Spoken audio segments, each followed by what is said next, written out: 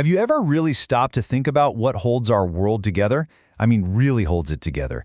We're about to dive into a force that is absolutely everywhere, from the tiniest atoms under our feet to the lightning that rips across the sky. This is the amazing science of electric charge. You know exactly what I'm talking about, right? That little zap you get from a doorknob, the crackle of a sweater when you pull it off in the winter. Turns out, these aren't just weird little quirks of daily life. They're actually clues, little breadcrumbs pointing to a massive, invisible force that's constantly at work all around us. Okay, so let's get right into it.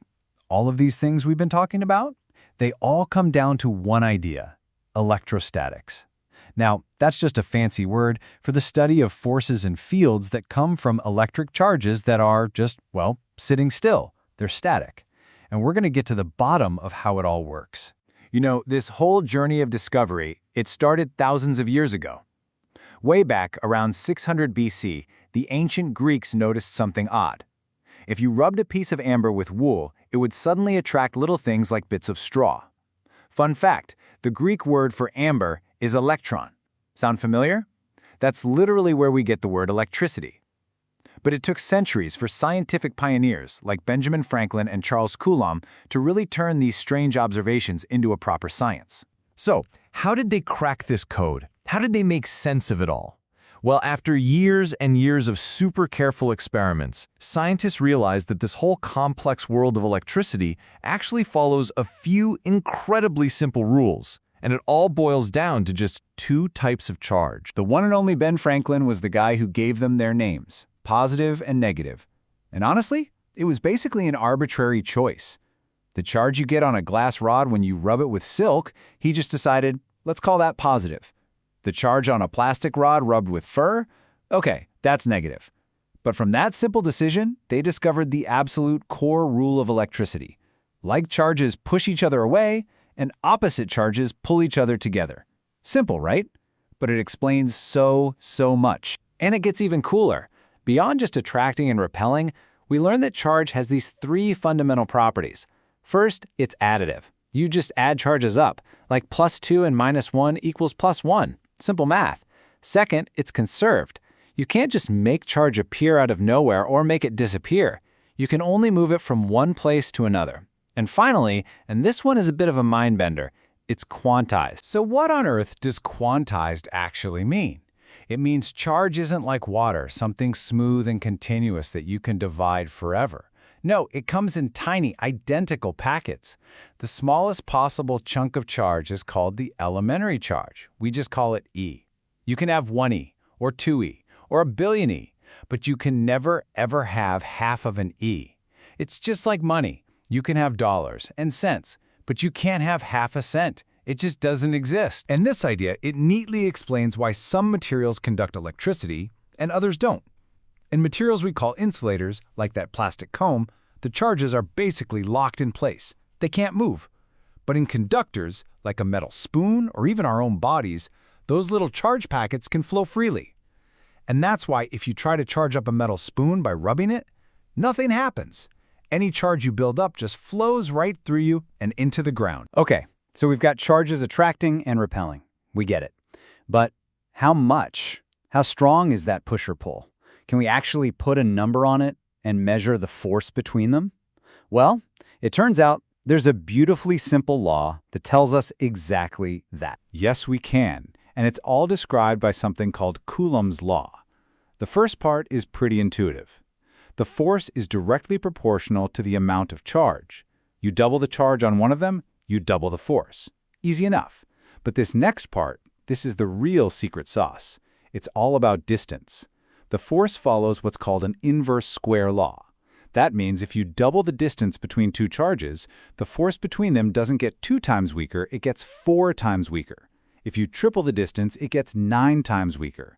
This relationship is one of the most fundamental rules in all of physics. And if you want to see just how ridiculously, mind-bogglingly strong this electric force is, just look at this chart. If we compare the electric force pushing 2 protons apart to the gravitational force pulling them together, well, it's not even a fair fight. The electric force is about 10 to the power of 36 times stronger. That number is so big it's hard to even wrap your head around. We think of gravity as strong. It holds planets in orbit, but it's the electric force that literally holds our atoms and our molecules and us together. But wait a minute. This incredible strength leads to a really deep, kind of spooky question. If two charges can affect each other from clear across a room with nothing but empty space between them, how? How do they do it? Seriously, think about that for a second. How does one charge know that another charge is over there? How is that information getting from one to the other across empty space? This exact puzzle drove one of the greatest scientists ever, Michael Faraday, to come up with one of the most powerful ideas in all of physics. He came up with this brilliant concept, the electric field. Faraday imagined that a charge doesn't actually act on another charge directly. Instead, it alters the space around itself. It creates this area of influence, this electric field. It's kind of like a hot stove, right? You don't have to touch it to feel its influence.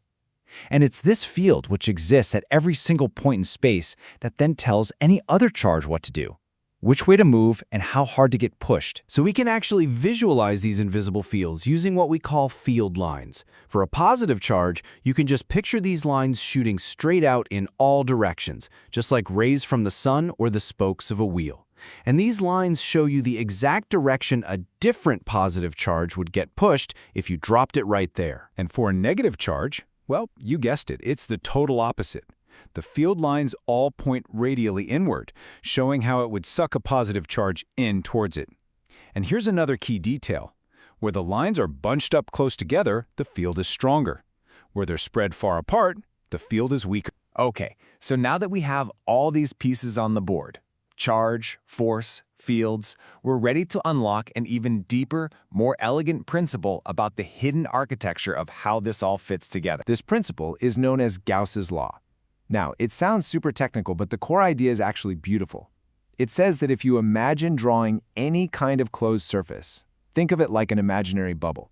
The total flow, or flux, of the electric field poking out of that bubble depends only on the total amount of charge you've trapped inside it. It doesn't matter where the charges are inside the bubble, and it doesn't even matter if there are other charges outside of it. It's an incredibly powerful shortcut. And this law leads to some wild, totally counterintuitive results. So here's a little puzzle for you. Imagine you have a hollow metal ball, like a Christmas ornament, and you spread electric charge perfectly evenly all over its outer surface. What do you think the electric field is like on the inside of that ball? The answer, and this is wild, is 0. A big fat nothing. Everywhere inside that sphere, the electric field is 0.